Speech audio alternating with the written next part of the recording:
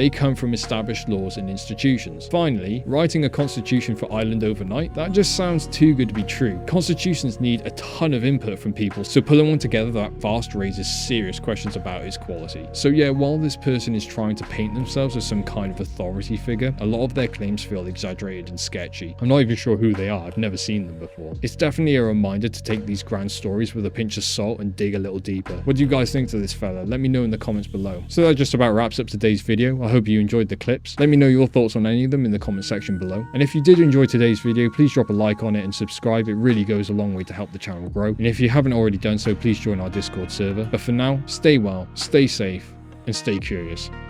Until next time.